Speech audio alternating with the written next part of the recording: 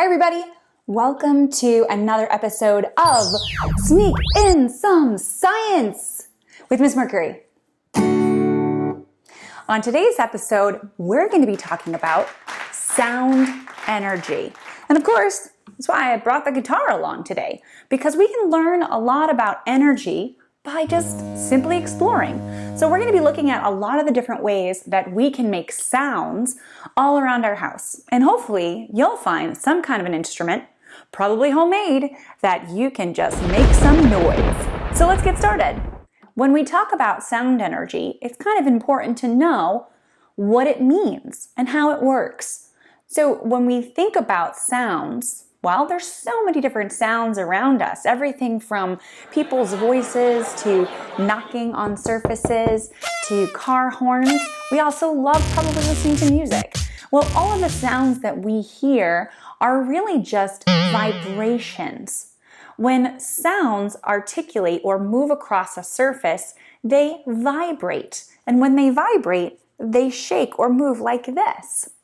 And depending on the material that we're vibrating, the sound can sound very different or unique.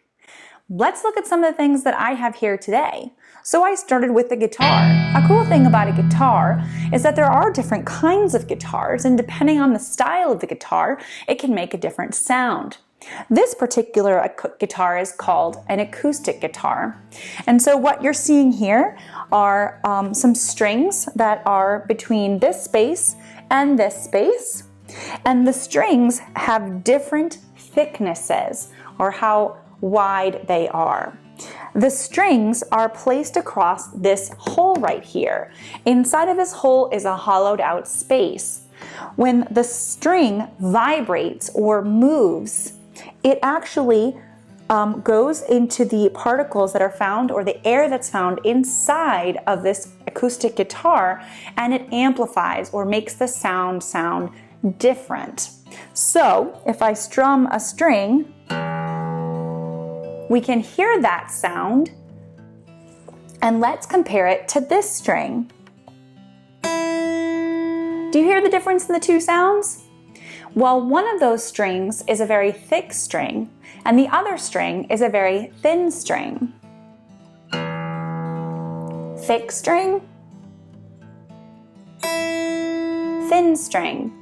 What can you already guess, or can you make a guess or a prediction about what you know about the thickness of a string and the sound it produces?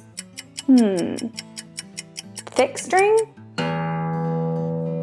Thin string. If you said that that thicker string produces a deeper sound or pitch, you are correct. That thinner string produces a higher pitch or sound. Next one. Do I have any fans of the drums out there? Well, this isn't necessarily a drum. It's actually just a really big bowl with a cover. But I can make it sound like a drum. Let's have a listen.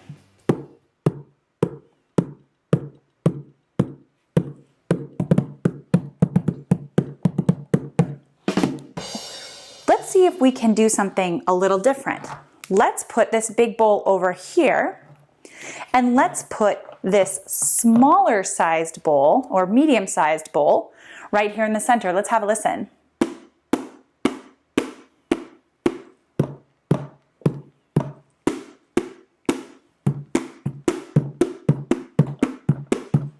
Yeah, I'm definitely not a drummer, but I can hear the difference between the pitch of these two homemade drums. Can you hear it? Should we make a smaller drum? How about this container?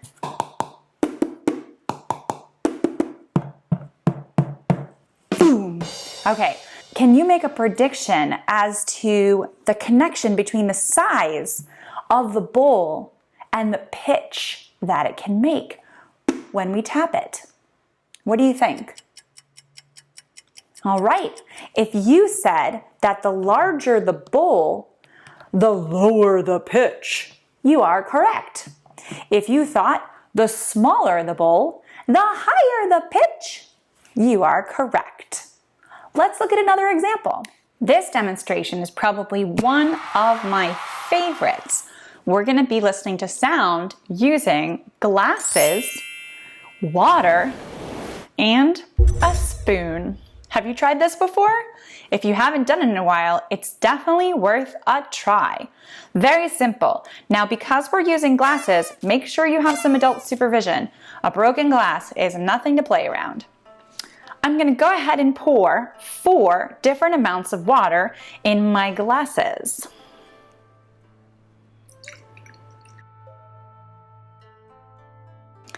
Can you already see where this is going based on the couple of other activities we looked at? Now, just to make it easier to see, I'm going to go ahead and just put a drop or 2 of food coloring inside.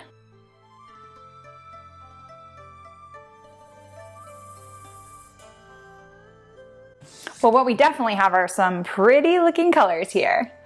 And so all I'm going to do is just take a spoon and very carefully, because again, this is glass, I'm going to ping or gently pop the spoon against the side of the glass.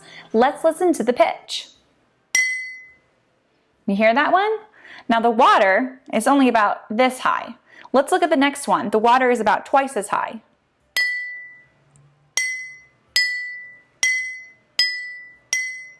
Does it sound like the same pitch? Definitely not. Let's try this next one.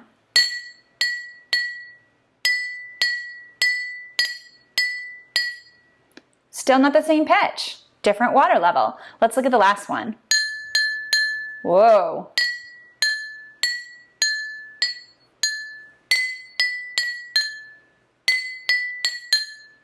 Let's add a little bit more water to this third glass. While we're at it, we'll add a little bit more water to this last glass. Let's make sure they're very different in height. Let's try it again. Ooh.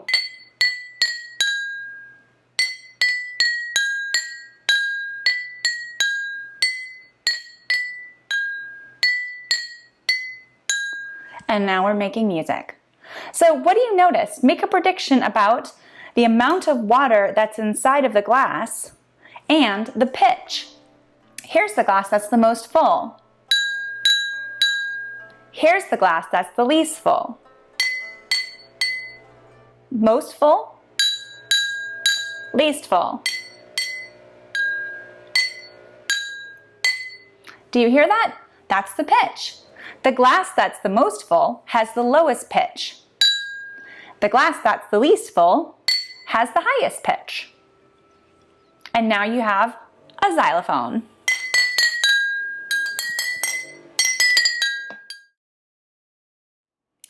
I think it's time for a craft. I really like musical instruments, for sure. You know, guitars and drums and things like that, but we don't always have guitars and drums and woodwinds and stringed instruments, so we can make our own instruments. Now, you've already seen us make a few instruments out of some handy dandy things. You can make a xylophone out of glasses with different levels of water. And the other thing you can make is a stringed instrument. So all you're going to need for this is to find an old tissue box. It doesn't have to be square, it could be rectangular, it could be really any shape. But notice something that looks familiar about this box. It looks very much like that guitar we looked at the beginning. It has that sort of open hole space, and then it has a place where we can place different sized rubber bands. Very carefully so don't snap yourself. You're just going to take the rubber bands and you're going to place them around the box.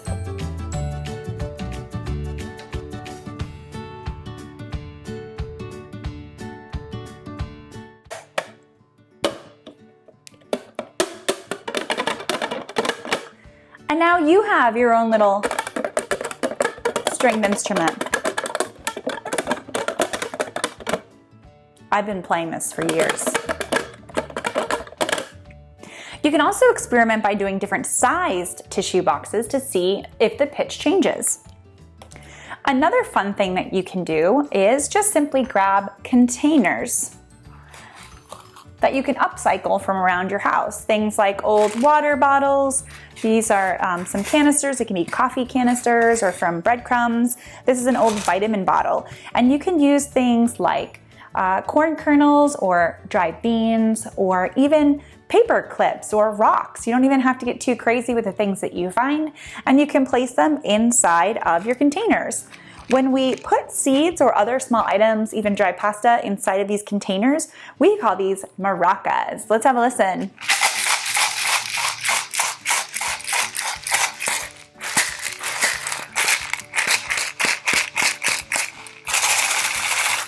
And we can have some fun. We can change the container, and we can change the pitch. So these are pretty fun too. And you can always have these around. Another thing that you can do to make your own instrument is do something called a kazoo. Do you have a kazoo? Have you made a kazoo? The best materials to make a kazoo would be some empty toilet paper or paper towel rolls that are made of cardboard. Notice that there are two different sizes here. You need some tape, and I like using cupcake papers because they're very similar to the top. And all you're gonna do is take your paper towel and put the cupcake holder up on the top, and we're simply just going to tape the top of the cupcake holder onto the paper towel roll.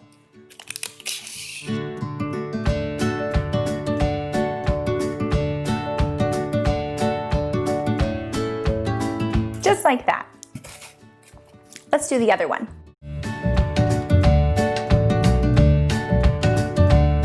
Okay, now this is the silly part. In order to make the sound, you're going to take the top of the kazoo where the wax paper is, and you're gonna put it on your mouth. So don't share these with anybody else. You should make one for yourself. You're gonna put it on your mouth. You're gonna purse your lips like this, and you are going to make noise. Let's hear.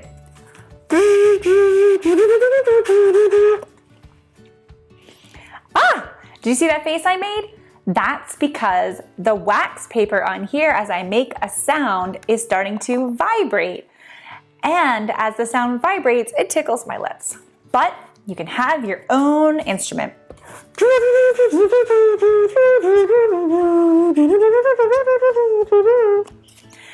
you can have your small one. This is the travel size. Fun. This is my favorite part of the episode, when we phone a science enthusiast. Are you guys ready? Okay, let me dial a number. It's ringing. Hello? Hello? Hello, are you a science enthusiast? Yes, we are. Yeah, sounds like we have a lot of people. What are your names? I'm Emily and Bryce. Oh, Emily and Bryce, nice to meet you guys. How old are you guys? I'm 10 and I'm 13. Excellent. And where do you live? Rhode Island. Rhode Island. Wonderful. Let me ask you, Emily, first. What is your favorite part about science, or what do you like best about science? I like when things go boom. You like when things go boom. How about you, Bryce? I like baking chemistry and getting my mind blown. Oh, who doesn't? I love it. Baking chemistry and getting your mind blown. Perfect.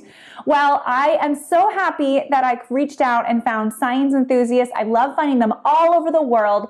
I hope that you guys always do science every day. Let me ask you one more question. What is your favorite time of year, Bryce? Summer. Summer. And Emily, what's your favorite time of year? I like winter. Winter. All right, you guys have split that year up. Well, keep science every day and have an excellent rest of your day. Catch you later. Bye now. Bye. Well, sadly, we've come to the end of yet another episode. I hope you had a great time talking about sound energy, learning more about pitch, and hopefully creating your own musical instrument. We always like to end our episodes on a positive note. So we've done a lot of talk about sound, but how about all of the words that get to go along with it? Now, I know that many of you at home are probably really good writers. Why not take some time and create a song to go along with your new music. Now, what can your song be about? Your song can be about anything. Just keep it positive.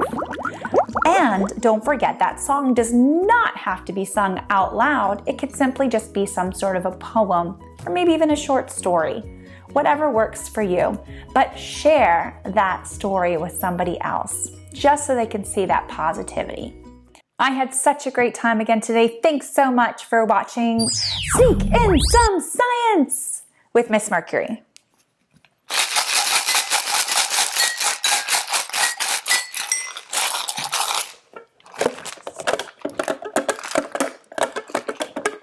I'll catch you.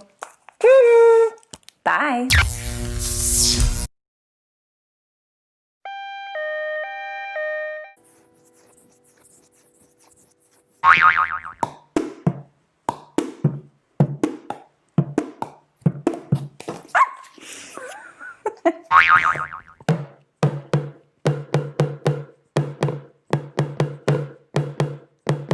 One, two, three, four.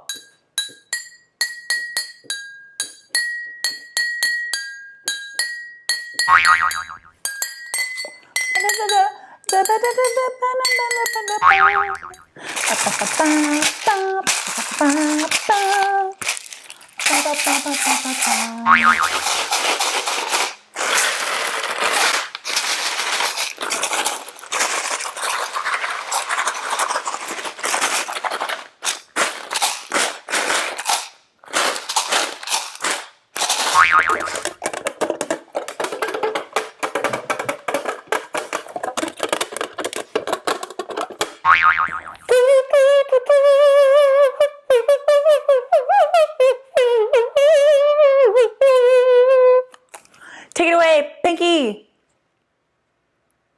That's okay, I got it.